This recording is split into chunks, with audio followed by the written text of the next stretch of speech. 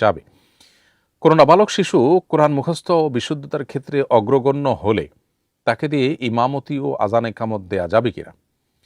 নাবালক শিশু তার কোরআন হিফজ আছে, শুদ্ধ আছে, তেলাওয়াত ভালো আছে, এরকম শিশু যদি নামাজের টাইমিংটা বুঝে, সেন্সটা থাকে মোটামুটি, যেটা সাধারণত আজকাল ৫, ৬, ৭ বছর বয়সে হয়ে যায়।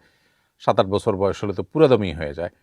তো এরকম বাচ্চা যে ভালো মন্দ এবং আপন পর, এবাদত আর এবাদত, গায়ের এবাদত, এর মধ্যে পার্থক্য পরখ করা বোঝা বা একেবারে সাধারণ যে সেন্স, এটা যদি কারোর মধ্যে গ্রো করে, তাহলে সেক্ষেত্রে সেই বাচ্চা তার নামাজ এর আজান সে দিতে পারে, অর্থাৎ তাকে দিয়ে আজান দেওয়াতে পারেন, একামত দেওয়াতে পারেন। ইমামতির ব্যাপারে হাম্বলি ফকিগণ জায়েজ বলেন, সাহাবিদের কোনো কোনো আমল এবং হাদিসকে দলিল দিয়ে তারা এটাকে জায়েজ বলেন, সৌদি আরব উলামা ইকরাম জায়েজ বলেন। তবে হানাফি উলামা ইকরাম তথা আমাদের উলামা ইকরাম, উলামায়ে আহনাফ, তারা নাবালক বাচ্চার ইমামতি এটার অনুমোদন তারা করেন না।